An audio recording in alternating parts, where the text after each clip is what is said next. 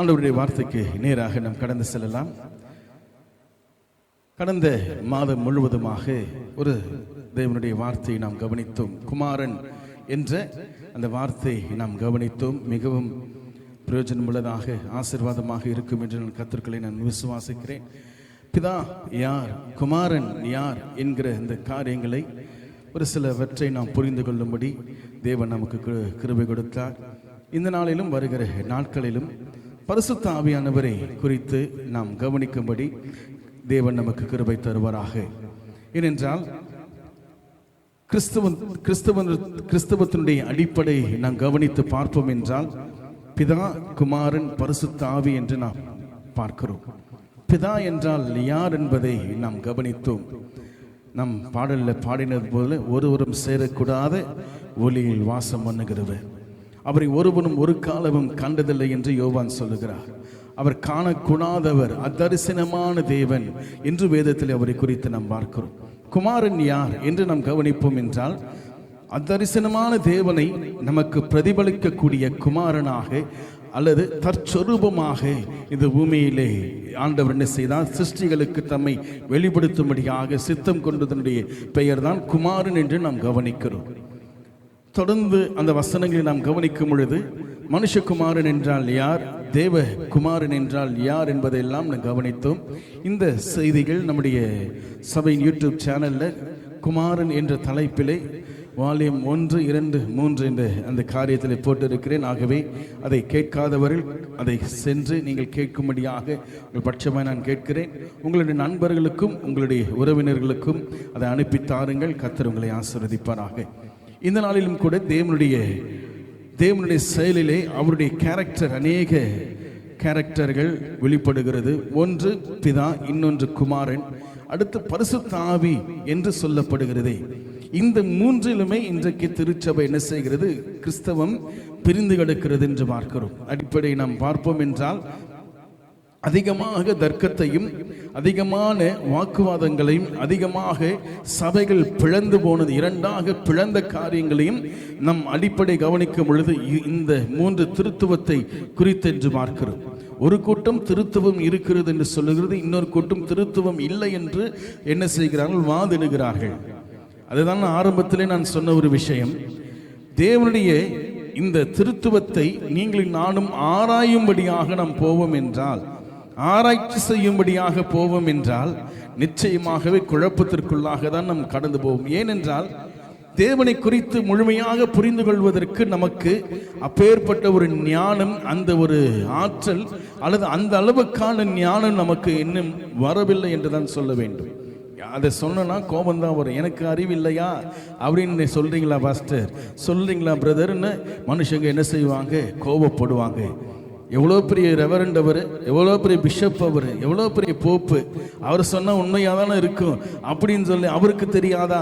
இத்தனை வருஷம் ஊழியம் பண்ணுறாரு, இத்தனை வருஷம் சபைக்கு போகிறாரு, இத்தனை வருஷம் இந்த தவத்தை பண்ணாரு, ஏன் இந்த PhD முடிச்சிருக்காரு, இங்கே தியாலஜி முடிச்சிருக்கிறாரு, படிச்சிருக்கிறார், பல தன்னுடைய வாழ்க்கையை அதற்கு ஆராய்ச்சி பண்ணி இருக்கிறாரு என்று சொல்லி என்ன செய்வார்கள்? இவர் சொன்னால் கரெக்டாக தான் இருக்கும் அப்படின்ட்டு என்ன செய்கிறாங்க? இன்றைக்கு முத்திரை குத்தி விடுகிறார்கள். ஆனால் தேவனுடைய காரியங்களிலே நீங்களும் நானும் மிகவும் மிகவும் ஜாக்கிரதை உள்ளவர்களாக இருக்கணும். இதை நம்ம எப்படின்னா, கரண்ட் இருக்கிறது, கரண்ட் பாக்ஸ் பார்க்குறோம். நம்ம வெளியிடங்களில் கூட அந்த போஸ்டெல்லாம் வச்சு டிரான்ஸ்ஃபார்மர் வச்சுருப்பாங்க. அந்த இடத்துல ஒரு என்ன போட்டிருப்பாங்க? ஒரு அடையாளம் போட்டிருப்பாங்க, டேஞ்சர், அபாயம். அப்படி போல தான் திருத்துவமும் கூட. திருத்துவத்தை ஒருவன் ஆராய்ச்சி செய்யும்படியாக போவான் என்றால் நிச்சயமாகவே குழப்பத்திற்குள்ளாக கடந்து போவார். ஆகவேதான் இன்றைக்கு இத்தனை டினாமினேஷனை கிறிஸ்தவத்தில் பார்க்கிறோம். ஒன்லி ஜீசஸ் என்று சொல்றாங்க. பரிசுத்த ஆவியானவரை மாத்திரம் கொண்டிருக்கிற ஒரு கூட்டம், யெகோவா சாட்சி, பிதா மாத்திரம்தான் அப்படின்னு சொல்ற ஒரு கூட்டம். இன்னும் பல விதங்களிலே ஏறக்குறைய 2000க்கும் மேற்பட்ட பிரிவினைகள், டினாமினேஷன் கிறிஸ்தவத்திற்குள்ளே இருக்கிறது. அடிப்படை இந்த திருத்துவம் என்று பார்க்கிறோம். ஆகவேதான் என்ன செய்வார்கள்? திருத்துவத்தை நான் விசுவாசிக்கிறேன், திருத்துவத்தை நான் நம்புகிறேன் என்று சொல்லி full gospel search, Trinity full gospel search அப்படின்னு போட்டிருப்பாங்க. போடுறது தவறு நான் சொல்ல வரல. ஆனால் அவர்கள் என்ன செய்கிறார்கள்? திருத்துவத்தை நிரூபிக்கும்படியாக போகும்படியாக ஆசைப்படுகிறார்கள். கடந்த மாதத்திலே நாம் பார்த்த வார்த்தைகள், தேவனை குறித்து முழுமையாக நாம் புரிந்து கொண்டோமா? பிதா இவர்தான், இயேசு கிறிஸ்து இவர்தான், குமாரன் இவர்தான், நம்மள புரிந்து கொள்ளும்படியாக போகலை. இப்படி இருக்கலாம், இப்படியாக வேதத்தில் தம்மை வெளிப்படுத்தி இருக்கிறார், இப்படியாக இந்த உலகத்தில் தன்னை வெளிப்படுத்திக் கொண்டிருக்கிறார் என்கிற வசனங்களுக்கு ஒத்த காரியங்களை நாம் என்ன செய்யணும்? கவனித்தவர்களாக இருக்கிறோம். அதை போலதான் பரிசுத்த ஆவியானவரும் கூட. பரிசுத்த ஆவி என்று சொல்லும் பொழுது இன்றைக்கு திருச்சபைகளிலே முக்கியமாக எப்படியாக அவரை குறித்து எண்ணம் கொண்டிருக்கிறார்கள், அவர் யார் என்று தன்னை அவரை குறித்து எப்படி யோசித்துக் கொண்டிருக்கிறார்கள் என்று நாம் கவனித்து பார்ப்போம் என்றால் மிகவும் மிகவும் பரிதாபத்துக்குரிய நிலையிலே தான் நம்முடைய கிறிஸ்தவம் இருக்கிறது என்று நாம் சொல்ல வேண்டும். எல்லோரும் அல்ல, பல பேர் இதில் என்ன செய்கிறார்கள்? அதற்குரிய பரிசுத்த ஆவியானவருக்குரிய காரியத்திலே அவரை நடத்தாமல் என்ன செய்கிறார்கள்? வேறு வகையில் அவரை என்ன செய்கிறார்கள்? இந்த உலகத்திற்கு காட்டிக் கொண்டிருக்கிறார்கள். நேற்று தினத்திலே கூட ஒரு சில காரியங்களை கவனித்தோம். இயேசு கிறிஸ்துவை எவ்வளமாக இன்றைக்கு திருச்சபை காட்டிக் கொண்டிருக்கிறது. ஆனால் அதை போலவே இன்றைக்கு நாம் கவனிப்போம் என்றால் பரிசுத்த ஆவியானவரை இன்றைக்கு திருச்சபை எப்படியாக காட்டிக் கொண்டிருக்கிறது. பல டினாமினேஷன்லேருந்து இருக்கிற சபையில் இருக்கிறவங்க தான் இன்னைக்கு நீங்களும் நானும் உட்கார்ந்துட்டு இருக்கோம். ஆர்சியில் இருந்திருக்கலாம், சிஎஸ்எல் வந்திருக்கலாம், பெண்டகாஸ்டல்ல இருந்து வந்திருக்கலாம், ப்ராட்டஸ்டன்ட்லேருந்து வந்திருக்கலாம், இன்னும் எத்தனையோ நிறுவனங்கள் இருக்கிறது, எத்தனையோ டினாமினேஷன் இருக்கிறது, அவைகளிலிருந்து நீங்களும் நானும் வந்திருக்கலாம். ஆனால் தெய்வத்தினுடைய கேரக்டரை, தெய்வத்தை நாம் புரிந்து கொள்ள வேண்டும் என்றால் அந்த டினாமினேஷனுக்கு வெளியில வந்து நின்று நான் அவைகளை கவனிக்க வேண்டும். அதன் ஆரம்பத்திலே நாம் பார்த்தது போல கிணத்து தவளைகளாக நீங்கள் நானும் இருந்து விடுகிறோம். ஒரு டினாமினேஷனுக்குள்ள இருந்து கொண்டு அதுதான் என்று பிடித்து கொண்டு என்ன செய்கிறோம்? அவங்க சொல்ற நெறிமுறைகளை, அவங்க சொல்ற கட்டுப்பாடுகளை, அவங்க சொல்ற விஷயங்களை பின்பற்றி கொண்டு தெய்வத்தினுடைய கேரக்டரை, தெய்வத்தினுடைய அதிசயமானவைகளை அவர் அற்புதமானவர் என்று வாயில சொல்றோமே தவிர அவர் எப்படிப்பட்டவர் என்பதை புரிந்து கொள்வதற்கு போகல. நாம் என்ன செய்கிறோம்? ஒரு குதிரை கடிவாளம் போட்டுக்கொண்டு ஓடுகிறது போலதான் இன்றைக்கு ஒரு டினாமினேஷனில் இருந்து கொண்டு கிறிஸ்தவர்கள் ஓடிக்கொண்டிருக்கிறார்கள். கிணத்து தவளைகளாக இருக்கிறார்கள். அம்மா அங்க, தாத்தா அங்க, அம்மா அங்க, பாட்டி அங்க, எங்க எல்லாம் ஒரே கிணத்துல. கடவுளை குறித்து புரிந்து கொள்வதற்கு இன்றைக்கு என்ன செய்கிறார்கள்? இன்றைக்கு என்ன செய்கிறாங்க? டினாமினேஷனை தேடிக்கொண்டிருக்கிறார்கள். டினாமினேஷன் நிச்சயமாகவே சத்தியத்தை நமக்கு போதிக்க முடியாது. காரணம் என்னென்றால் அது ஒரு கட்டுப்பாடுக்குள்ளே அல்லது ஒரு கோட்டுக்குள்ளே அவர்கள் நம்மை என்ன செய்து விடுவார்கள்? திணித்து விடுவார்கள். அதற்குள்ளே நாம் மாட்டிக்கொண்டு நம்ம என்ன செய்கிறோம்?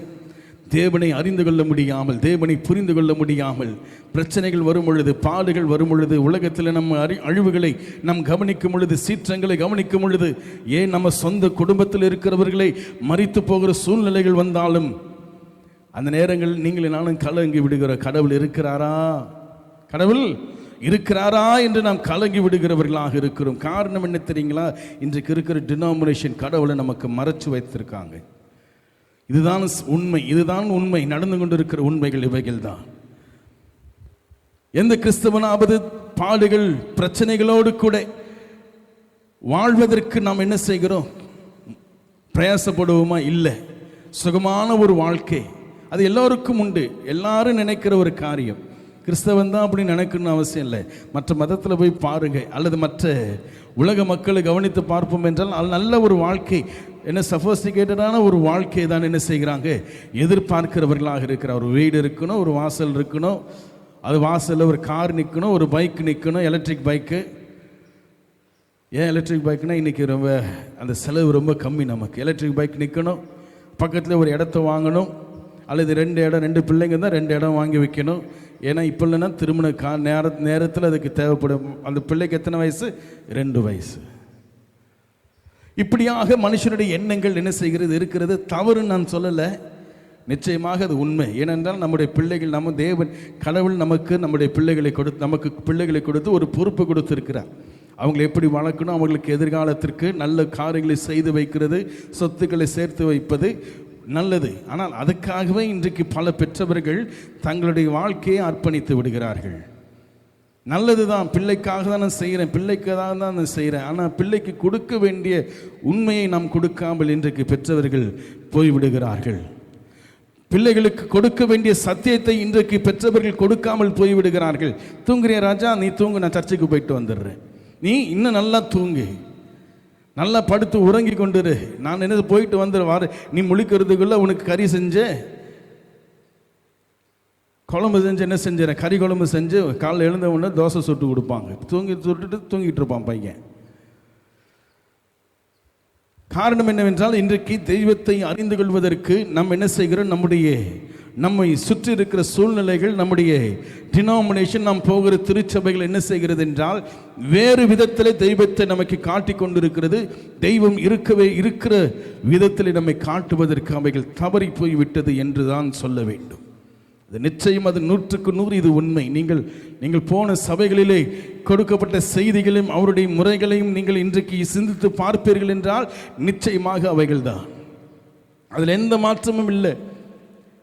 அநேக சபைகளிலே இன்றைக்கு ஒழுக்கத்தை பின்பற்றும்படியாக என்ன செய்கிறார்கள், போகிறார்கள். டிசிப்ளின் முக்கியம், டிசிப்ளின் முக்கியம். ஏன்னா அந்த பாஸ்டர் மிலிட்டரியில் இருந்தவர், அந்த ஊழியக்காரர் மிலிட்டரியில் இருந்து ரிட்டையர் ஆகி இன்றைக்கி ஊழியம் பண்ணிட்டு இருக்காங்க. ஆகவே டிசிப்ளின் முக்கியம். சத்தம் போடக்கூடாது, ஃபோனை சைலண்டில் வை, மெசேஜ் கொடுக்கும்போது வெளியில் போகாத, போனேன்னா ஆண்டவர் ஒன்று அடிப்பார். இப்படிப்பட்ட செய்திகளை கேட்கிறவர்கள் உண்டு. டிசிப்ளின் கண்டிப்பாக இருக்கும், நான் இல்லைன்னு சொல்லலை. ஆனால் அப்படி இருக்கிறது நிமித்தமாக நான் தேவனை அறிந்து கொண்டேன் என்று நாம் சொல்லுவோம் என்றால் நிச்சயமாகவே அது தவறான ஒரு எண்ணத்திற்குள்ளே போய்விடும். இன்றைக்கு இருக்கிற திருச்சபைகள், அந்த நாட்களில் பார்த்தீங்கன்னா எல்லாம் சபையில் கீழே தான் உட்காருவோம், கீழே தான் தரையில் பாய் போடுவாங்க, பாய் போட்டு அதை தரையில் உட்காருவோம். இன்றைக்கி ஒரு 10 நிமிஷம் அரை மணி நேரம் தரையில் உட்கார்றது கூட நம்மளால் முடியல. முழங்கால் போட்டு ஆண்டவரை ஆராதித்த காலம் உண்டு. இன்றைக்கி எழுந்து நின்று தான் நம்ம ஆராதிக்கிறோம். அன்றைக்கு அந்த காலத்தில் பார்த்தீங்கன்னா முழங்கால் போட்டு தான் என்ன செய்வாங்க, தேவனை ஆராதிக்கிற, தேவனை பாடுகிற காரியங்களே நம்ம என்ன செய்கிறோம், பண்ணியிருக்கிறோம். இன்றைக்கி பார்த்தீங்கன்னா அப்படிலாம் முடியல. காரணம் என்னவென்றால், காலங்கள், சூழ்நிலைகள், நம்முடைய கலாச்சாரம், நம்முடைய எல்லாம் என்ன செய்கிறது, மாறிக்கொண்டே இருக்கிறது. ஆனால் மாறாத ஒன்று, அதை நம் மக்களுக்கு, நம்முடைய பிள்ளைகளுக்கு, நம்முடைய சந்ததிக்கு அதை கொடுத்து போக வேண்டும். இன்றைக்கு திருச்சபைகள் என்ன செய்கிறது என்றால், இந்த கலாச்சாரத்தை மாற்றி விடுவேன் என்றால் நான் தேவனை அறிந்து விட்டேன் என்று அவைகள் நினைக்கிறார்கள். நீ ஒழுங்கா ட்ரெஸ் போடு, நீ நல்ல ட்ரெஸ் போடு என்று என்ன செய்கிற உடைகளிலே இன்றைக்கு என்ன செய்கிறது, திருச்சபைகள் அவைகளிலே அதை சிந்தித்துக் கொண்டிருக்கிறார்கள். ட்ரெஸ் ஒழுங்கா போட்டா அவன் பரிசுத்தவான், வெள்ளை ட்ரெஸ் போட்டா அவன் பரிசுத்தவான், இப்படிதான் முத்திரை குத்திடுறாங்க. கர்த்தருடைய பரிசுத்த நாமத்திற்கு ஸ்தோத்திரம் உண்டாவதாக. இன்றைக்கு திருச்சபைகளிலே என்ன எப்படியாக தேவனை அறிந்து கொள்ளும்படியாக போகாமல், இன்றைக்கு நம்முடைய கலாச்சாரத்தை, நம்முடைய சுற்றி இருக்கிற நடக்கிற காரியங்கள், நம்முடைய உடைகள், நம்முடைய நடைகள், நம்முடைய பேச்சுக்கள். அவர் சர்ச்சுக்கு போது ஃபோன்லாம் யூஸ் பண்ண, ஃபோனை வீட்டில் வச்சுட்டு வந்துடுவாருங்க. ரொம்ப பரிசுத்தவானவர். இன்னைக்கு இருக்கிற பரிசுத்தவான் சபைக்குள்ளே ஆராதனை நேரத்தில் மீட்டிங்கில் நடக்கும் பொழுது, சில மீட்டிங்கில் பார்த்தீங்கன்னா சில பேர் ஷூ போட்டு வருவாங்க. ஷூ போட்டுட்டு வந்து பிரசங்கம் பண்ணுற காரியங்களையும் நான் பார்த்துருக்கிறேன். அதை குறித்து சரமாரியாக அதை குறித்து என்ன செய்வார்கள், செய்பாடி அது அந்த ஊழியக்காரை திட்டுவாங்க. தேவனுடைய சமூகத்தில் நீ எப்படி செருப்பு போடலாம், செப்பல் போடலாம், பரிசுத்தமான இடத்துல நீ எப்படி செப்பல் போடுற, மோசேக்கு ஆண்டவர் சொன்னாரே உன் காலில் இருக்கிற பாதரட்சை கலற்றி போடுன்னு சொன்னாரே, நீ எப்படி தேவனுடைய சமூகத்தில் ஷூ போட்டு வந்து பிரசங்கம் பண்ணலாம், ஜெபம் பண்ணலாம் என்று சொல்லி அந்த மனுஷனை திட்டு இருப்பாங்க. ஆனால் இன்னைக்கு நடக்கிற சம்பவங்களை கவனித்து பாருங்களேன். இன்றைக்கு நடக்கிற சம்பவங்களை கவனித்து பார்க்கும் பொழுது அது பெரிதாக இன்றைக்கு பல பேர் நினைக்கிறது கிடையாது. ஃபாரின்லாம் போனீங்கன்னா சபைக்குள்ள ஷூவோடு தான் உட்காந்துட்டு, ஷூவை கட்டினால கால் விரைச்சி போயிடும், அவ்வளோதான். விரைச்சி போய் கால் உடையிற அளவுக்கு போயிடும். காரணம் அத்தனை குளிராக இருக்கிற அந்த பிரதேசத்தில் ஷூ போட்டால் தான் அவங்களால போய் நிற்க முடியும், பேச முடியும், எதுவும் பண்ண முடியும். அப்போ அவங்க அந்த ஷூ போடுறது நிமித்தமாக அவர்கள் பரிசுத்த குலைச்சலாக்கி விட்டார்கள் என்று இங்கே இருக்கிற மக்கள் என்ன செய்கிறாங்க, அதை பின்பற்றி இன்றைக்கு திருச்சபையில் நம்ம என்ன செய்கிறோம், கோட்டு ஷூட்டை போட்டுட்டு வெயிலில் உட்காந்து வேர்த்து விறுவிறுத்து உட்காந்துட்டு இருக்கிறாங்க. இப்படியாக இன்றைக்கு என்ன செய்ய, கலாச்சாரத்தை பார்த்து பார்த்து இன்றைக்கு பரிசுத்தத்தையும் தேவனுடைய கிரியைகளையும் இன்றைக்கு திருச்சபைகளிலே சொல்லிக் கொண்டிருக்கிறார்கள். கலாச்சாரம் மாறிக்கொண்டே இருக்கு. நம்முடைய மக்களுடைய பழக்க வழக்கங்கள் மாறிக்கொண்டே இருக்கும்.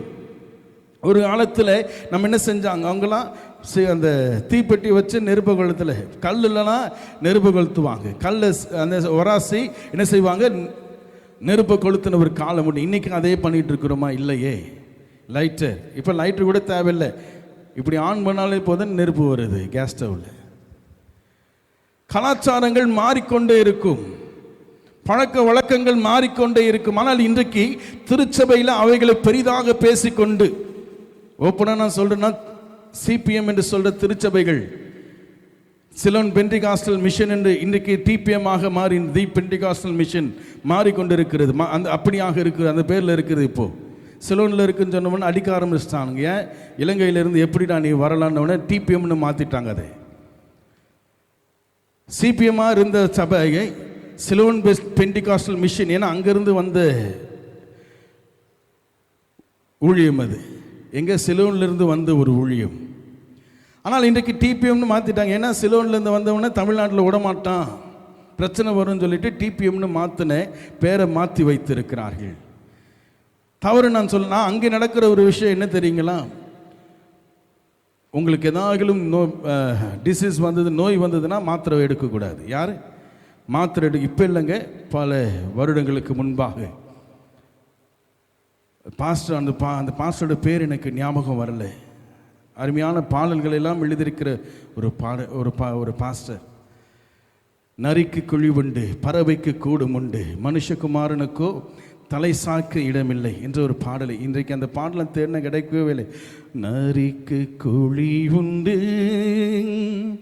பறவைக்கு கூடும் உண்டு, மனுஷகுமாரனுக்கோ தலை சாய்க்க இடமில்லையே. நரிக்கு குழி உண்டு, பறவைக்கு கூடும் உண்டு, மனுஷகுமாரனுக்கோ தலை சாய்க்க இடமில்லையே. கடைசியில் தலை சாய்த்தார் கல்வாரியில். அருமையான ஒரு பாடல். அந்த ஊழியக்காரர் அந்த சபைகளிலிருந்து வெளியே வந்தவர். அவர் அந்த மருந்து, அவருக்கு இருந்த நோய்க்கு மருந்து எடுத்திருந்தார்னா இன்னும் கொஞ்சம் காலம் இருந்து அவர் ஆண்டவருடைய ஊழியத்தை செஞ்சிருப்பார். ஆனால் அவங்களுடைய உபதேசம், அந்த மனுஷன் கடைசி வரைக்கும் மருந்து விசுவாசம், அவங்களுடைய விசுவாசம் எடுக்காமலே என்ன செய்தார், மரித்து போனார் என்று பார்க்கிறோம். ஆனால் இன்றைக்கு போய் டிபிஎம்மில் பாருங்கள், நீங்கள் மருந்து எடுக்கலாம். சண்டே எப்போ எடுக்க வேணாம்னு சொல்கிறாங்க தெரியுங்களா? திருவிருந்து அன்னைக்கு மாத்திரம் நீங்கள் பிபி மாத்திரை போடாத, சுகர் மாத்திரை போடாமல் திருவிருந்து எடுத்துகிட்டு போயிட்டு அப்புறம் மாத்திரை போட்டுக்கோ அப்படின்னு இன்றைக்கு உபதேசத்தை மாற்றி வைத்திருக்கிறார்கள். அப்படி என்றால் இது உபதேசம் அல்ல, இதெல்லாம் மனுஷனுடைய அந்த கால சூழ்நிலைகளில் மாற்றங்கள் ஏற்படும் பொழுது அவைகள் மாறிதான் ஆகும். ஆனால் அதை உபதேசமாக இன்றைக்கு திருச்சபைகளில் என்ன செய்கிறார்கள், போதித்துக் கொண்டிருக்கிறார்கள். நம்முடைய உடைகளையும் நம்முடைய பாவனைகளையும், நாம் நடக்கிற காரியங்களும், பேசுகிற விஷயங்கள், நம்முடைய கலாச்சாரத்தையும் இன்றைக்கு என்ன செய்கிறார்கள், திருச்சபைக்குள்ளே அதை பரிசுத்தம் என்று இன்றைக்கு சொல்லிக் கொண்டிருக்கிறார்கள், இதை மேன்மைப்படுத்திக் கொண்டிருக்கிறார்கள். ஆனால் உண்மையை விட்டு விட்டாங்க, சத்தியத்தை விட்டு விட்டார்கள். 20 வருஷத்துக்கு முன்னாடி எந்த மருந்து எடுக்கக்கூடாது என்று சொன்ன ஊழியம் இன்றைக்கு நீ மருந்து எடுத்துட்டு வரலாம் என்று சொல்லிக் கொண்டிருக்கிறதே. அப்போ உபதேசத்தில் ஏன் மாற்றம் ஏற்படுகிறது?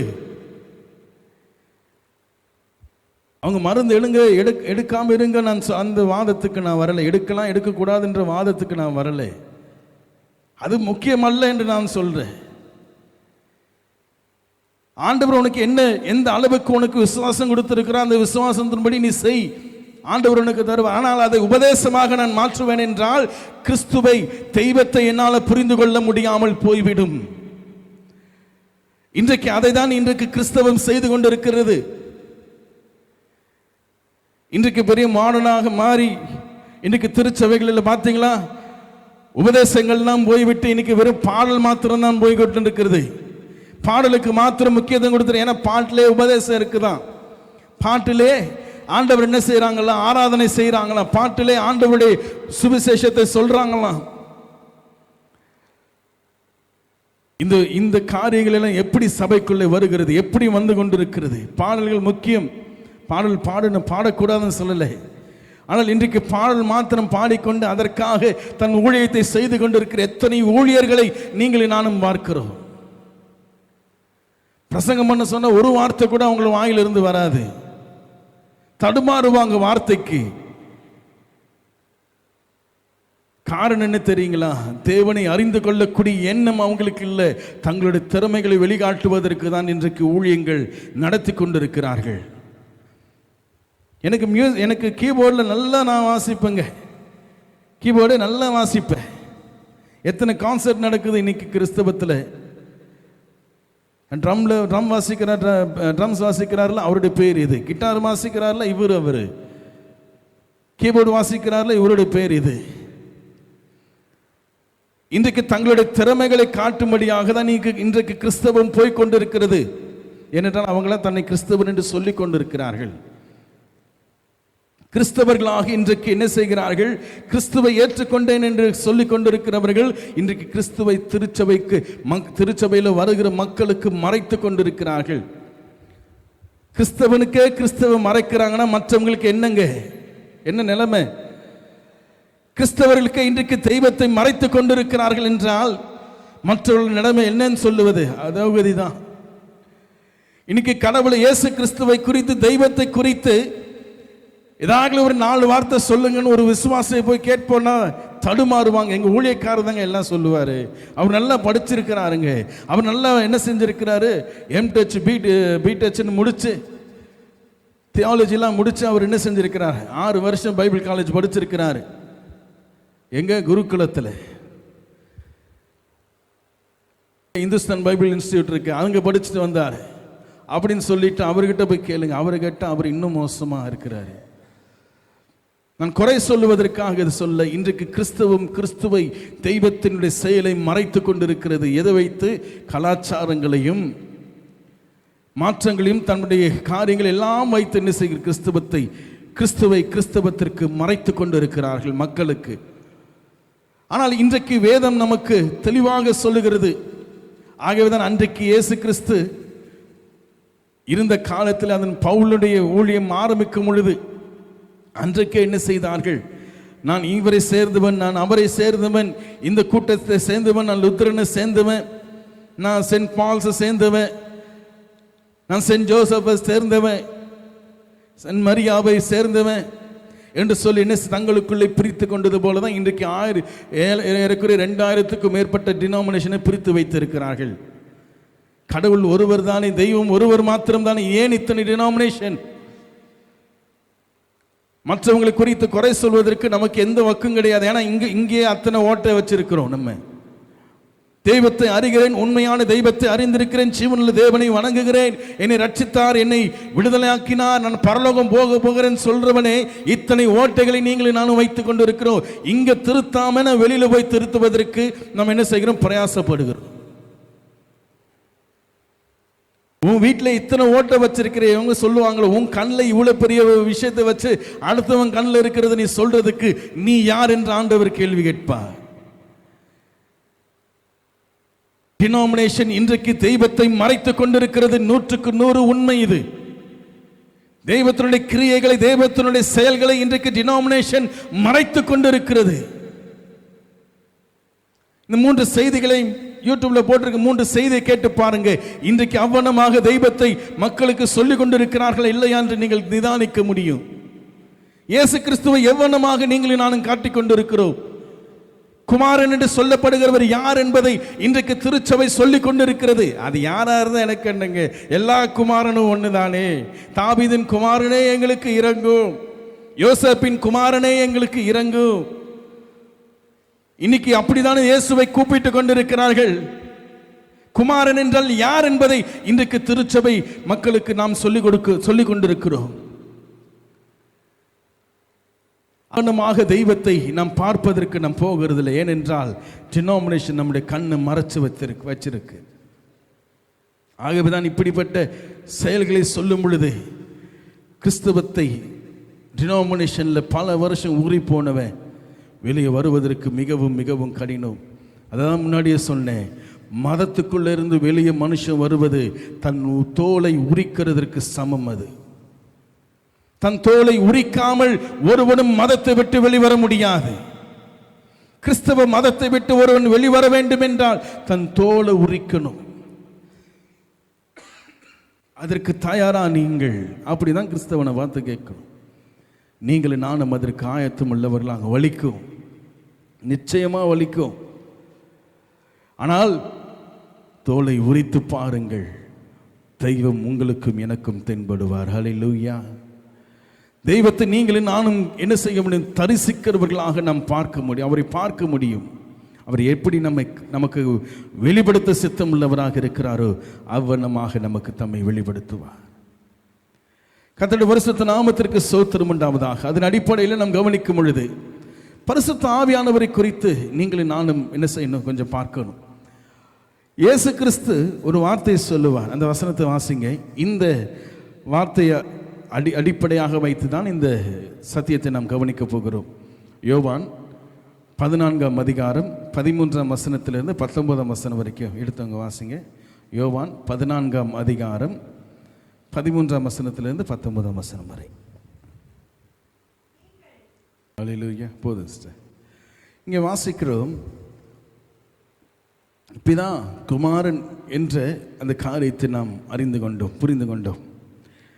இங்கே ஆண்டவர் இயேசு கிறிஸ்து ஒரு வேறொரு தேற்றரவாளன் அப்படின்ற ஒரு காரியத்தை இங்கு கொண்டு வருகிறார். ஏன் ஆண்டவர் இப்போ இவ்வண்ணமாக செயல்படுகிறார் என்கிறதெல்லாம் நம்ம கவனிக்க போகிறோம். ஆனால் இங்கே வேறொரு தேற்றரவாளன் அப்படின்னு சொல்றார். அப்போ குமாரனுடைய கிரியைகள் என்ன? குமாரனுடைய கிரியைகள் என்ன? அல்லது பிதாவினுடைய கிரியை என்ன? குமாரனுடைய கிரியைகள் என்ன? பரிசுத்த ஆவி அல்லது இங்கே சொல்லப்படுகிற வேறொரு தேற்றரவாளன் அல்லது சத்திய ஆவியாகிய தேற்றரவாளன். வேறொரு தேற்றரவாளன் என்று சொன்னால் அப்ப இயேசு கிறிஸ்துவும் ஒரு தேற்றரவாளன் என்று நமக்கு விளங்குகிறது. அப்ப இயேசு கிறிஸ்து ஒரு தேற்றரவாளன் என்றால் ஆண்டவர் சொல்லுகிறார், நான் போகிறேன், நான் பிதாவை வேண்டிக் கொள்வேன், அவர் என்ன செய்வார்? தம்மிடத்திலிருந்து வேறொரு தேற்றரவாளனை உங்களுக்கு அனுப்புவார். உலகம் அவரை அறியாது, ஆனால் நீங்கள் அவரை அறிந்து கொள்வீர்கள் என்று பரிசுத்த ஆவியானவரை குறித்து அல்லது சத்திய ஆவியாகிய தேற்றரவாளனை குறித்து அல்லது வேறொரு தேற்றரவாளனை குறித்து இயேசு கிறிஸ்து இங்கு அறிமுகப்படுத்துகிறதை பார்க்கிறோம். பல இடங்களில் அவரை குறித்து சொல்லுகிறதை நாம் பார்க்கிறோம். பல இடங்களிலே பரிசுத்த ஆவியானவருடைய கிரியைகளை நம் வேதத்தில் நாம் கவனிக்கிறவர்களாக இருக்கிறோம். ஆனால் இங்கே இயேசு கிறிஸ்து தம்முடைய பணி முடிந்து கடந்து போய் வேறொரு காரியம் வரப்போகிறது, வேறொரு காரியம் உங்களுக்கு கிடைக்க போகிறது, வேறொரு தேற்றரவாளன் உங்களுக்கு கிடைக்க போகிறார் என்கிறதை இங்கே ஆண்டவர் தெளிவுபடுத்துகிறார். யோவான்ல தம்முடைய பிள்ளைகளுக்கு ஆண்டவர் தெளிவுபடுத்துகிறார், தம்முடைய சீஷர்களுக்கு அவர் தெளிவுபடுத்துகிறார். நான் உங்களை முன்னாடி இருக்கிற வசனங்கள் எல்லாம் வாசிக்கும் பொழுது, நான் உங்களை திக்கற்றவர்களாக விடேன். ஆண்டவர் என்ன சொல்றாரு? உங்களை திக்கற்றவர்களாக விடேன். ஏனென்றால் 3 வருஷம் அவரை நம்பி வாழ்ந்த கூட்டம் அது. அந்த 12 பேர் அவரை நம்பி ஏறக்குறைய ஒரு 200 பேர்கிட்ட அவரை நம்பி வாழ்ந்தார்கள். ஸ்திரீகளும் உள்ளடக்கும் அதிலே. அவரை நம்பி வாழ்ந்தார்கள், அவரை பின்பற்றினார்கள். ஆகவேதான் பேதுரு கூட ஒரு கேள்வி, ஆண்டவரே நீர் இப்படி நாங்கள் எல்லாத்தையும் விட்டுட்டோம், எனக்கு 2 படகு நிறைய அங்கே என்ன வந்தது, அங்கே மீன்களை பிடிக்கக்கூடிய சூழ்நிலை வந்தது. அந்த படகு என்ன செஞ்சுட்டேன், அந்த மீனெல்லாம் அங்கேயே விட்டுட்டு எவனுக்கோ அந்த லாபத்தெல்லாம் கோடிக்கணக்கான லாபத்தெல்லாம் கொடுத்துட்டு நான் உண்மை பின்பற்றி வந்தேனே, எங்களுக்கு என்ன கிடைக்குன்னு கேட்கிறார். மனுஷன் எப்பவுமே கடவுள் கூட இருந்தாலும் தன்னுடைய சூழ்நிலை தன்னுடைய எண்ணத்தை மாற்றுகிறவன் அல்ல. ஆகவேதான் ஆண்டவர் உங்க முன்னாடி வந்து உங்களுக்கு என்ன வேணும்னு கேட்டால் நீங்கள் என்ன கேட்பீங்கன்னு சொல்லும் பொழுது பட்டியலை போட்டு வைத்திருக்கிறோம். நாம் ஆண்டவர் வந்த உடனே ரெடியாக இருப்போம். ஆண்டவர் கேட்க கூட ஆரம்பிக்க மாட்டார். உனக்கு அப்படின்னு வர டப டப டப நம்முடைய தேவைகளை சொல்லுகிறவர்களாக நீங்களே நானும் இருக்கிறோம். ஏனென்றால் தெய்வத்தினுடைய கேரக்டர், அவருடைய காரியம் புரிந்து கொள்ளாமல் நமக்கு என்ன தேவை, எனக்கு என்ன தேவை, எனக்கு என்ன தேவை என்று தான் நம்ம என்ன செய்கிறோம், நாம் போய்கொண்டிருக்கிறோம். உங்களுக்கும் எனக்கும் ஆண்டவர் தெளிவாக ஒன்று சொல்றார். உங்களுக்கு எனக்கும் என்ன வேண்டும், ஒரு துணை ஒன்று வேண்டும். அதில் எந்த ஒரு சந்தேகம் இல்லை. எதற்கு? தேவனை அறிகிற வழியிலே ஒரு மனிதன் நடந்து போகிறான் என்றால், தேவனை அறியக்கூடிய பாதையிலே ஒரு மனிதன் நடந்து போகிறான் என்றால் அவனுக்கு ஒரு துணை தேவை. நிச்சயமாக இயேசு கிறிஸ்துவை 3 வருஷம் ஒரு கூட்டம் பின்பற்றினது. அது பெரிய கூட்டமோ சின்ன கூட்டமோ பார்க்கும் பொழுது அது சிறிய கூட்டம். இயேசு கிறிஸ்து பரமேறும் பொழுது ஒரு ஏறக்குறைய ஒரு 500 to 600 பேர் தான் இருந்தார்கள் என்று கணக்கிடுகிறார்கள்.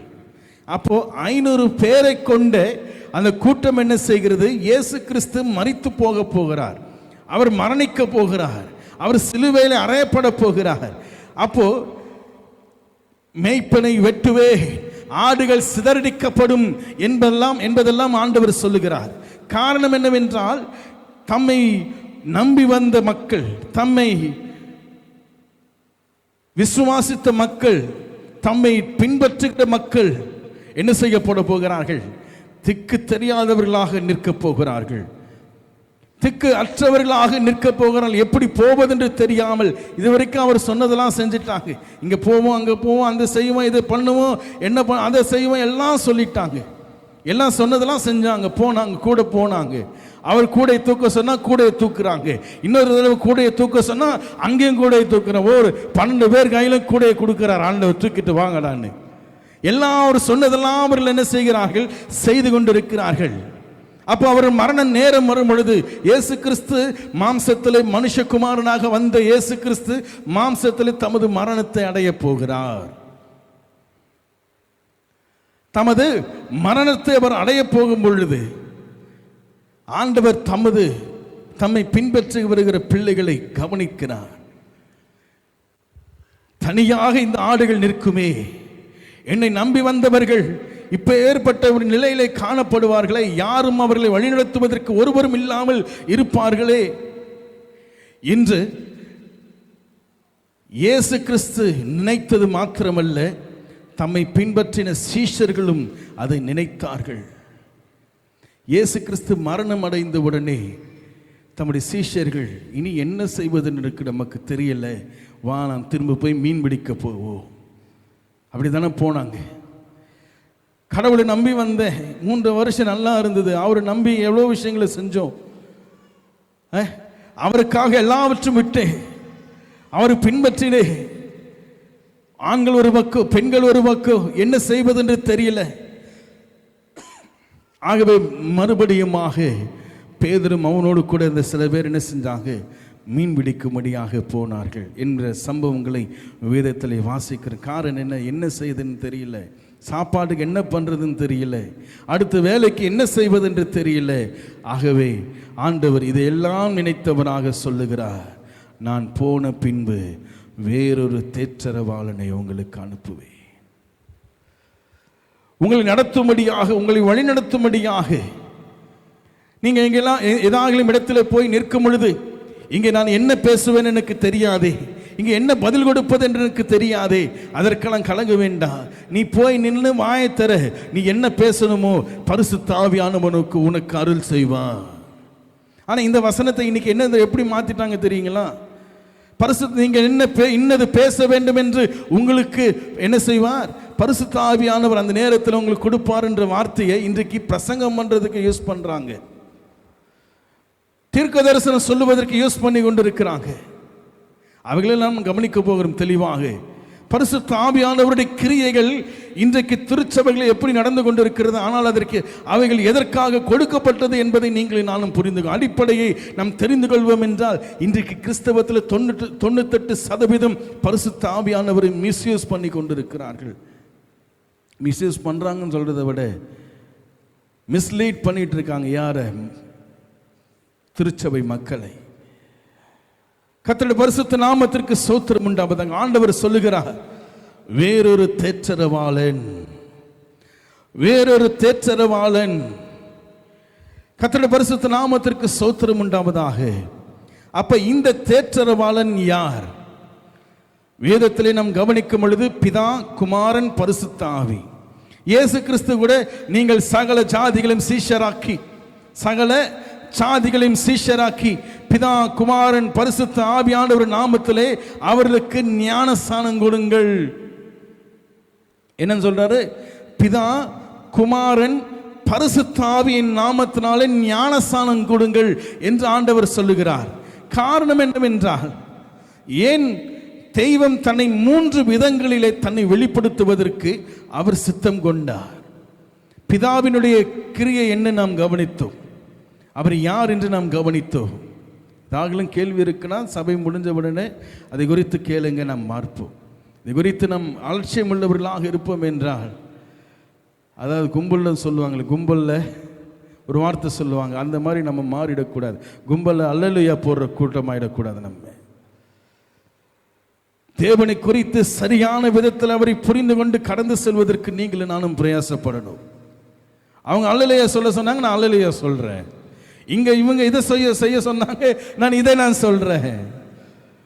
அல்ல, தேவனை சரியான விதத்தில் நாம் புரிந்து கொள்வதற்கு பிரயாசப்படுங்க. பரிசுத்த ஆவியானவருடைய பணியே அதுதான் என்று ஆண்டவர் சொல்லுகிறார். அவர் வந்து சகல சத்தியத்திற்குள்ளும் உங்களை வழிநடத்துமாறு என்று வேதம் சொல்லுகிறது. ஹல்லேலூயா. இப்ப பரிசுத்த ஆவியானவருடைய பணி என்ன? அவர் எதற்காக கொடுக்கப்பட்டார்? அவர் இயேசு கிறிஸ்து சொல்லும் பொழுது, நான் பிதாவை வேண்டிக் கொள்வேன். யாரை? நான் பிதாவை வேண்டிக் கொள்வேன், அப்பொழுது உங்களுக்கு சத்திய ஆவியாக வேறொரு தேற்றரவாளனை அவர் உங்களுக்கு அனுப்புவார். நான் போன பின்பு இயேசு கிறிஸ்து என்ன செய்கிறார்? எடுத்துக்கொள்ளப்படுகிறார். எடுத்துக்கொண்ட பிறகு தம்மை பின்பற்றுகிற ஜனங்களை வழிநடத்துவதற்காக, தம்மை பின்பற்றுகிறவர்களை வழிநடத்துவதற்காக, தம்மை பின்பற்றுவர்களை சீஷர்களை வழிநடத்துவதற்காக வேறொரு தேற்றரவாளனாகிய பரிசுத்த ஆவியானவர் கொடுக்கப்பட்டார். ஹல்லேலூயா. அவர் யார்? ஏன் இயேசு கிறிஸ்துவை திரும்ப வந்து கொடுக்கலாமே, வழி நடத்தலாமே வேறொரு ரூபத்தில். அவர் இயேசு கிறிஸ்து உயிர் தெழுந்த பிறகு ஒரு அந்த ஸ்திரீகளுக்கு ஆண்டவர் எப்படி தென்பட்டார்? வேலைக்காரனை போல, தோட்டக்காரனை போல என்ன செய்யப்பட்டார்? அவர்களுக்கு தென்பட்டார். அந்த மாதிரி ஒரு விதத்தில் வந்து இயேசு கிறிஸ்து நம்முடைய சீஷர்களை வழிநடத்தி இருக்கலாமே. அல்லது இன்னொரு பக்கத்தில் எம்மாவூருக்கு போகிற சீஷர்களோடு கூட வழிபோக்கனை போல, இன்னொரு வழிபோக்கனை போல இயேசு கிறிஸ்து அவர்கள் தென்படுகிறார். யாரோ வழி நடக்க போகிறவர் போல அப்படின்னு தானே அவங்க நினைச்சாங்க. அப்படி ஆண்டவர் அவர்களோடு கூட அவர்களை வழிநடத்தி இருக்கலாமே. ஆனால் இயேசு கிறிஸ்து அவ்வண்ணமாக செய்யாதபடி, என்னுடைய பணி, என்னுடைய வேலை, என்னுடைய கிரியை என்ன என்பதை இயேசு கிறிஸ்து சரிவர அறிந்திருந்தார். அதுக்கு அந்த லிமிட்டை தாண்டி இயேசு கிறிஸ்து ஒரு அடி கூட எடுத்து வைக்கல. அது இன்னொரு வார்த்தையில சொல்லணும்னா, பிதாவின் சித்தத்தை தாண்டி ஒரு அடி கூட எடுத்து இயேசு கிறிஸ்து வைக்காமல் தன் பணியை சரிவர செய்து போனவர். என் வேலை என்ன? ஒரு வேலைக்கு நீங்க போறீங்க அப்படின்னா, ஒரு அப்ளிகேஷன் கொடுக்குறீங்க அப்படின்னா, நமக்கு ஆமா இந்த கம்பெனியில் வந்து ஜாயின் பண்ணுற இந்த நாள்ல இருந்துன்னு சொல்ல மாட்டாங்க. சொல்லுவாங்க, அது கூட இன்னொன்று சொல்லுவாங்க. என்ன? Roles and responsibility. உங்களுடைய பங்கு என்ன, உங்களுடைய நீங்கள் செய்ய வேண்டிய வேலை என்ன என்று லிஸ்ட்டு பண்ணுவாங்க. நீங்கள் இதெல்லாம் பண்ணணும்னு ஒரு 10-15 பாயிண்ட் இருக்கும். உங்களோட ரோல் என்ன, நீங்கள் என்னவாக வேலை செய்ய போகிறீர்கள், உங்களுடைய பணி என்ன. அதை போலவே குமாரன் இந்த உலகத்தில் கொடுக்கப்படும் பொழுது, மனுஷகுமாரன் இந்த உலகத்தில் கொடுக்கப்படும் பொழுது அவருக்கென்று ஒரு ரோல்ஸ் அண்ட் ரெஸ்பான்சிபிலிட்டி இருந்தது. அதை தாண்டி இயேசு கிறிஸ்து எந்த கிரியையும் செய்யவில்லை என்பது இந்த வசனம் சாட்சி. ஹல்லேலூயா. கர்த்தருடைய பரிசுத்த நாமத்திற்கு ஸ்தோத்திரம் உண்டாவதாக. இயேசு கிறிஸ்து தன்னுடைய வேலை என்ன, தன்னுடைய ரோல் என்ன, தன்னுடைய ரெஸ்பான்சிபிலிட்டி என்ன என்று புரிந்து அறிந்தவராக ஆண்டவர் சொல்லுகிறார், நான் போகிறேன், நான் போன பின்பு வேறொரு தேற்றரவாளன் உங்களுக்கு கொடுக்கப்படுவார். இந்த வசனத்தை தான் இஸ்லாமியர்கள் தவறாக புரிந்து கொண்டு, இயேசு கிறிஸ்து வந்த வேலையை சரியாக முடிக்காமல் பரமேறிவிட்டார். ஆகவே வேறொரு தேற்றரவாளன் என்று சொல்லும் பொழுது அதை யார் என்று சொல்லுகிறார்கள்? இயேசு கிறிஸ்துவுக்கு பிறகு ஏறக்குறைய 500-600 ஆண்டுகளுக்கு கழித்து பிறந்த முகமதை அவர்கள் என்ன செய்கிறார்கள்? சொல்லுகிறார்கள்.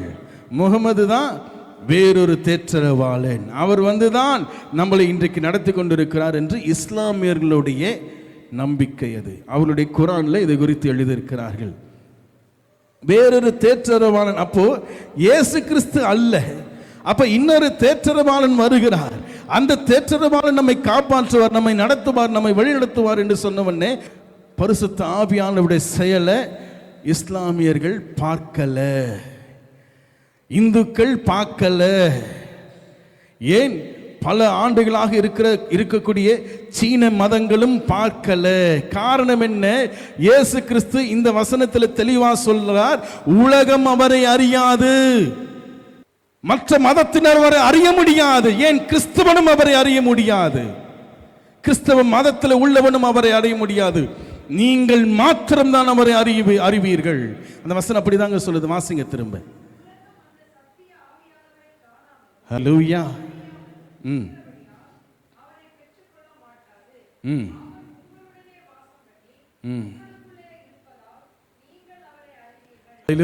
கரங்களை தட்டி நாம் தேவனை மகிமைப்படுத்தலாமா?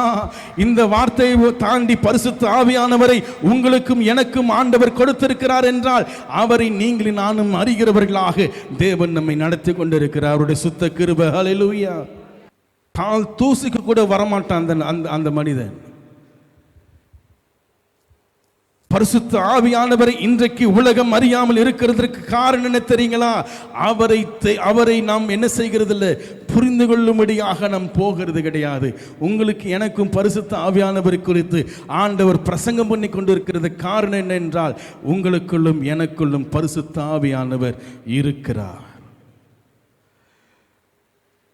உலகம் அவரை அறிய முடியாது. அவரை பரிசுத்த ஆவியானவருடைய செயல், அவர் எப்படிப்பட்டவராக தன்னை வெளிப்படுத்தும்படியாக இருக்கிறார், அவ்வண்ணமாக தான் அவருடைய பரிசுத்த ஆவியானவருடைய அவருடைய வேலை, அவருடைய ரோல், அவருடைய ரெஸ்பான்சிபிலிட்டி என்ன தெரியுங்களா? நம்மை சத்தியத்தில் நடத்துறது மாத்திரம்தான். விஷயம் அவரை குறித்து இருக்கு, நம்ம புரிந்து கொள்ள முடியாது, அதை குறித்து நாம் தெரிந்து கொள்ள முடியாது. அடிப்படையை நாம் அறிந்து கொள்வோம். பரிசுத்த ஆவியானவருடைய பணி என்ன? வானத்துக்கும் பூமிக்கும் கொதிக்க வைக்கிறது அங்க ஒரு மனுஷனை. பரிசுத்த ஆவியானவருடைய பணி என்ன? நம்மை சகல சத்தியத்திற்குள் வழி நடத்துவதுதான் அவருடைய பணி. இந்த உலகம் ஏன் இந்த கிறிஸ்தவன் பரிசுத்த ஆவியானவரை தவறான விதத்தில் உலகத்திற்கு காட்டிக் கொண்டிருக்கிறான், கிறிஸ்தவத்திற்கு காட்டிக் கொண்டிருக்கிறான். ஒரு குடுகுடுப்புக்கான அல்லது மந்திரம் சொல்றவன் திடீர்னு சிலிர்த்து கொண்டு பேசுகிறது போல இன்னைக்கு பரிசுத்த ஆவியானுடைய செயலை இன்றைக்கு கிறிஸ்தவம் மாற்றி வைத்திருக்கிறது. நான் சொல்லுவது ஒருவேளை உங்களுக்கு வேறு விதத்தில் தோன்றலாம், வேதத்தை நீங்கள் நன்கு வாசித்து பாருங்க. பரிசுத்த ஆவியானவர் தம்முடைய பிள்ளைகளை வழி நடத்தும்படியாக சொல்லுகிறார். உதாரணம் பிலிப்பு.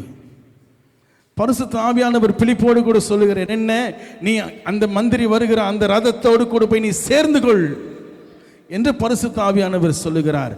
அங்கே பிலிப்பு போய் சேர்ந்து கொண்ட உடனே அந்த மந்திரி ரட்சிக்கப்பட்டான். அந்த மந்திரி மூலமாக அவன் இருந்த நாடே என்ன செய்தது? இயேசு கிறிஸ்துவனுடைய சுவிசேஷத்தை அறிந்து கொண்டது என்று பார்க்கிறோம். இவ்வண்ணமாக இயேசு பரிசுத்த ஆவியானவர் என்ன செய்கிறார்? உங்களை என்னையும் வழிநடத்தும்படியாக நமக்கு கொடுக்கப்பட்டிருக்கிறார். மனுஷகுமாரன் இந்த பூமியில வந்து தமது பணியை செய்துவிட்டு கடந்து போய்விட்டார். நான் உங்களை திக்கற்றவர்களாக விடேன் என்று சொன்னவர் வேறொரு தேற்றரவாளனை எங்கிருந்து அனுப்புறாங்க? வேறொரு தேற்றரவாளனை எங்கிருந்து அனுப்பினார்? பிதாவினிடத்திலிருந்து அனுப்பினார். அப்போ பரிசுத்த ஆவியானவர் இயேசு கிறிஸ்துவுக்கு பின்புதான் அருளப்பட்டார். இயேசு கிறிஸ்துவுக்கு பின்புதான் இந்த பூமியில வாசம் பண்ணினார். இயேசு கிறிஸ்துவுக்கு பின்புதான் இங்க வந்தார் என்பது போல உங்களுக்கு எனக்கு தோன்றும். ஒருவேளை அப்படி நமக்கு சொல்லி இருப்பாங்க. ஆனால் வேதத்தை நீங்கள் நானும் வாசித்து பார்ப்போம் என்றால், பரிசுத்த ஆவியானவர் சகல சிருஷ்டிகளும் உருவாக்கப்படுவதற்கு முன்பாகவே அவர் கொடுக்கப்பட்டவர். ஆதியாகமம் 1ஆம் அதிகாரம் 1ஆம் வசனம் 2ஆம் வசனத்தை வாசிங்களே. ஹல்லேலூயா. இங்கே வாசிக்கிறோம், தேவ ஆவியானவர் ஜலத்தின் மேல் அசைவாடி கொண்டிருக்கிறார். சிருஷ்டிகளை ஆண்டவர் சிருஷ்டிக்கும் பொழுதே பரிசுத்த ஆவியானவருடைய செயலை இந்த வசனத்தில் நம்ம வாசிக்கிறோம். பூமியானது ஒழுங்கின்மையும் வெறுமையுமாக இருந்தது, ஆழத்தின் மேல் இருள் இருந்தது.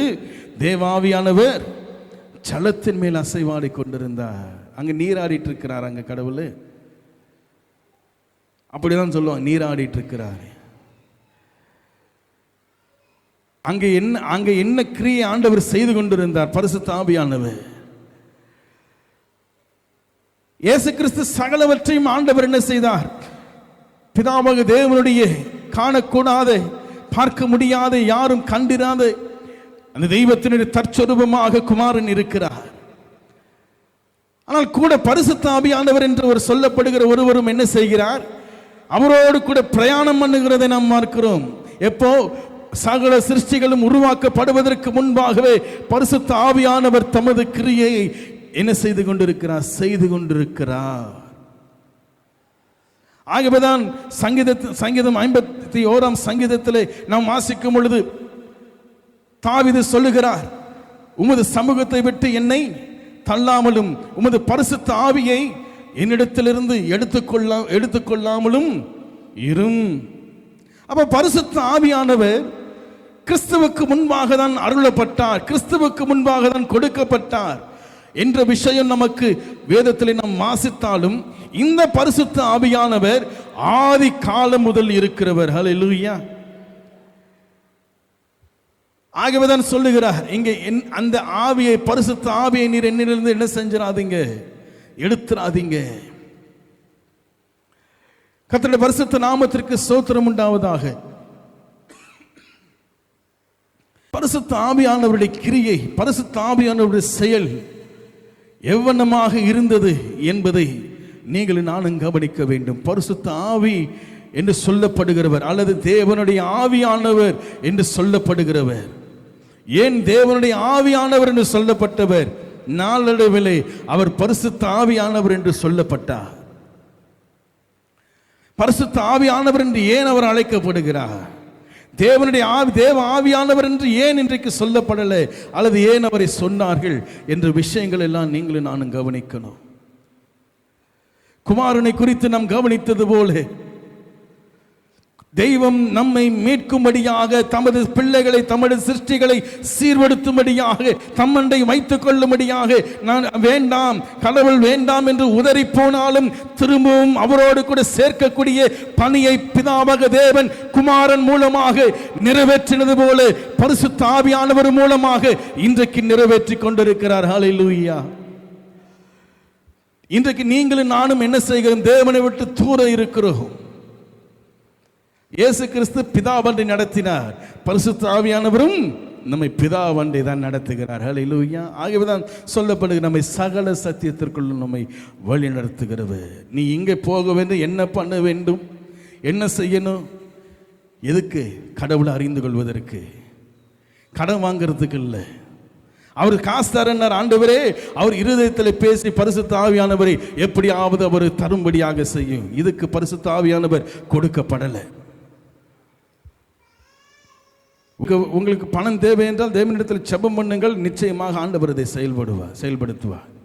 ஆவியானவரே அவர் மனதில் பேசுங்க, ஆவியானவரே அவரை கொண்டு இதை செய்யுங்க, இந்த நன்மை அவருக்கு என்ன செய்யணும், கொண்டு வந்து எனக்கு கொடுக்கணும் என்று இன்றைக்கு பரிசுத்த ஆவியானவர் எந்த விதத்தில் தான் யூஸ் பண்ணுறோம்? அவரை ஜொமோட்டோ மாதிரி யூஸ் பண்ணிட்டு இருக்கோம், அவரை ஜெப்டோ மாதிரி யூஸ் பண்ணிட்டு இருக்கிறோம். கரெக்டு தானே? அமேசான்ல ஆர்டர் பண்ணி வர்றது போலதான் இன்னைக்கு பரிசுத்த ஆவியானவர், ஆண்டவரே இங்க போய் பேசுங்க, ஆண்டவரே அங்க போய் பேசுங்க, அவர் மனசுல போய் பேசுங்க. நம்ம வீட்டு வேலைக்காரனை போல இன்னைக்கு பரிசுத்த ஆவியானவரை கிறிஸ்தவம் பயன்படுத்தி கொண்டு இருக்கு. இதை சொல்லுவேன்னா எனக்கு இதை விட கேவலமான கிரியை இந்த உலகத்தில் எதுவும் கிடையாது. கர்த்தருடைய பரிசுத்த நாமத்திற்கு ஸ்தோத்திரம் உண்டாவதாக. பரிசுத்த ஆவியானவரை நீங்களும் நானும் என்னவாக நினைத்து கொண்டிருக்கிறோம்? ஜொமேட்டோ ஓனர் அவரு, ஜெப்டோன்னு இருக்கு இல்லையா, ஜெப்டோ ஓனர் அங்கே அவரு, அல்லது அமேசானோட ஓனரா? சில பேர் ஜெபம் பண்ணுறதெல்லாம் பார்த்தோன்னா அவ்வளோதான். ஒரு நாள் 4 டெலிவரி தான் பண்ண முடியும், 40,000 டெலிவரி பண்ண சொல்லுவாங்க. யார? பரிசுத்த ஆவியானவர். ஒரு நாளைக்கு 4 டெலிவரி தான் ஒருத்தரால் பண்ண முடியும். இதில் ஜெப்டோவில், அமேசானில்.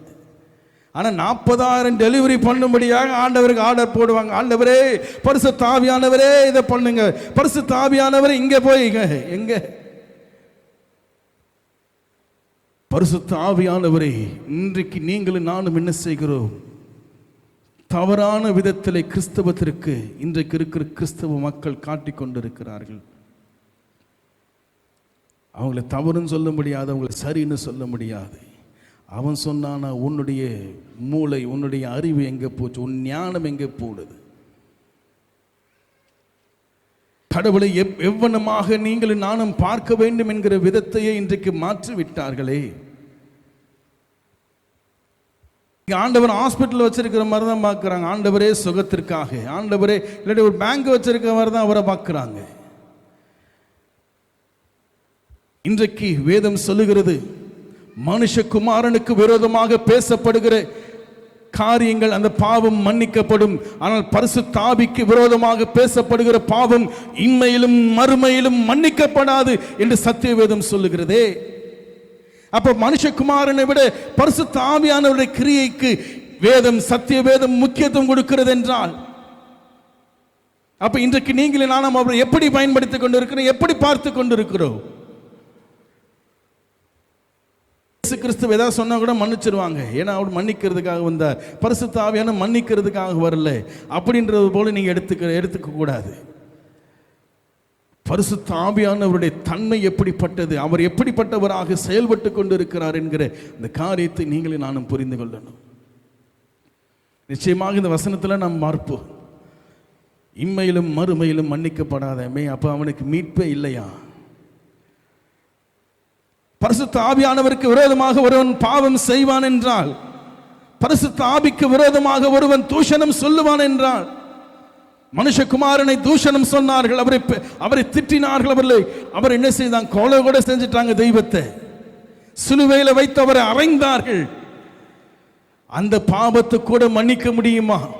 ஆனால் பரிசுத்த ஆவியானவருக்கு விரோதமாக சொல்லப்படுகிற எந்த தூஷணமும் இம்மையிலும் மறுமையிலும் மன்னிக்கப்படாது. என்னங்க அர்த்தம்? அப்ப இன்றைக்கு விளையாட்டை நம்ம பரிசுத்த ஆவியானவரை பயன்படுத்தி கொண்டு இருக்கிறோம் இல்லவா? அவர் என்ன குளவை திறந்த உடனே வருகிறவர் போல அபிஷேகத்தை இன்னைக்கு சொல்லிட்டு இருக்கிறாங்க. அவர் கை வச்ச உடனே வந்துருச்சுங்க. எனக்கு என்னது? பரிசுத்த ஆவியானவர் உங்களுக்கு எனக்கும் கொடுக்கப்பட்டிருக்கிறதுக்கு ஒரே காரணம், சத்தியத்தை அறியும்படியாக மாத்திரமே. வேறு ஆகிலுக்கும் சொல்லுவார்கள் என்றால் அதை நம்பாதிருங்கள். வருகிற வாரத்தில் இது குறித்து இன்னும் தொடர்ந்து பரிசுத்த ஆவியானவரை குறித்து நாம் பார்க்க போகிறோம். பிதாவை குறித்து மேன்மையானவைகளை கவனித்தோம், குமாரனை குறித்து மேன்மையானவைகளை கவனித்தோம், பரிசுத்த ஆவியானவரை குறித்து மேன்மையானவைகளை நாம் கவனிக்க போகிறோம். இந்த கிறிஸ்தவம் தவறி போன மேன்மைகளை, பரிசுத்த ஆவியானவரை குறித்ததான மேன்மைகளை நீங்களும் நானும் கண்டு தேவனுடைய சமூகத்திலே அவருடைய பாதத்திலே அர்ப்பணிக்கக்கூடியவர்களாக ஆண்டவர் உங்களை என்னையும் மாற்றுவாராக. ஹல்லேலூயா. எழுந்து நிற்போம், ஆண்டவருக்கு நாம் நன்றி செலுத்துவோமா? இந்த சிந்தையோடு கூட வேதத்தை வாசிங்க, இந்த சிந்தையோடு கூட இந்த வாரம் முழுவதும் இருங்க. ஆண்டவர் நிச்சயமாக தம்மை நமக்கு வெளிப்படுத்துவார். ஹல்லேலூயா. கர்த்தருடைய பரிசுத்த நாமத்திற்கு ஸ்தோத்திரம்.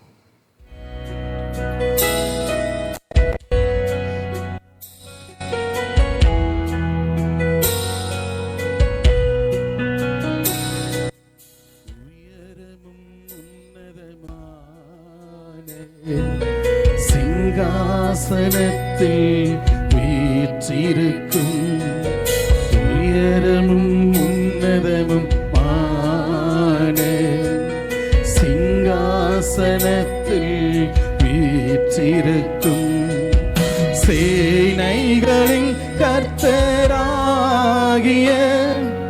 ராஜாவை என் கண்கள் சொல்லுவோம் ஆண்டவரை பார்த்து, சேனைகளின் கர்த்தராகிய ராஜாவை என் கண்கள் காண.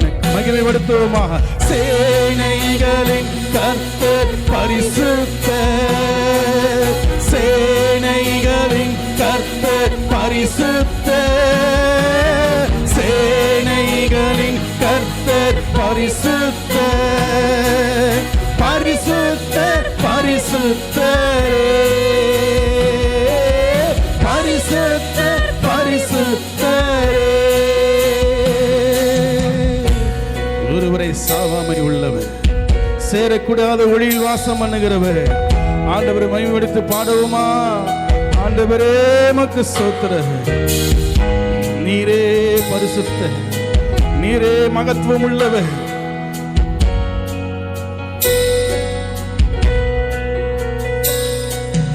ஒருவராய் சாவாமை உள்ளவரவர், சேரக்கூடா ஒளிதனில் வாசம் செய்பவர். ஒருவராய் சாவாமை உள்ளவர் இவர், சேரக்கூடா ஒளிதனில் வாசம் செய்பவர்.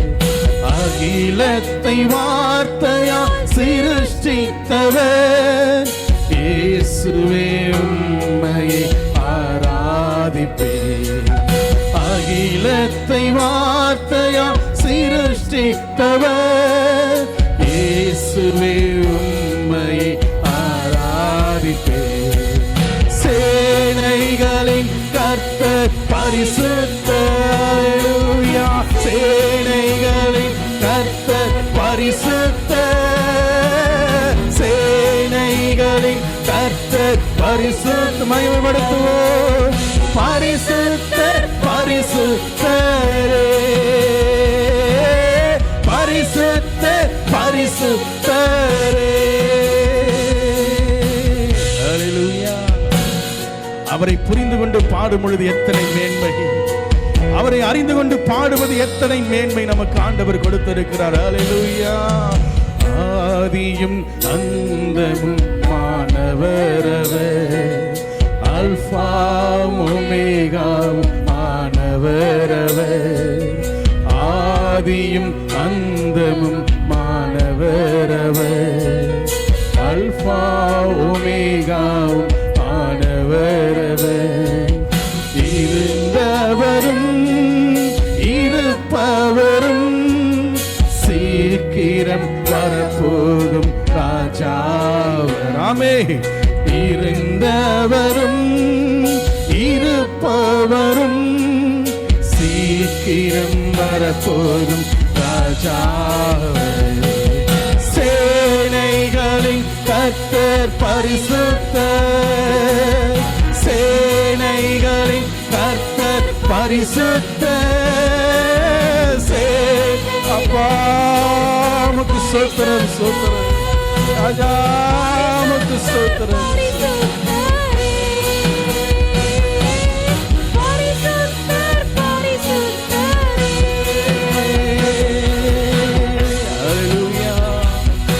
பரிசுத்த, நீ பரிசுத்த, நீ பரிசுத்த, எல்லா நாமங்களுக்கும் மேலான நாமம் உடையவர். ஹல்லேலூயா. சேனைகளின் கர்த்தர் பரிசுத்தர், சேனைகளின் கர்த்தர் பரிசுத்தர், சேனைகளின் கர்த்தர் பரிசுத்தர், பரிசுத்தர் பரிசுத்தரே. பரிசுத்த, நீர் பரிசுத்த, நீர் பரிசுத்தர் ஆண்டவரே. ஹல்லேலூயா. பரிசுத்த ஆவியானவரே உமக்கு ஸ்தோத்திரம். ஹல்லேலூயா. பரிசுத்த ஆவியானவரே உமக்கு ஸ்தோத்திரம், ஸ்தோத்திரம், ஸ்தோத்திரம்.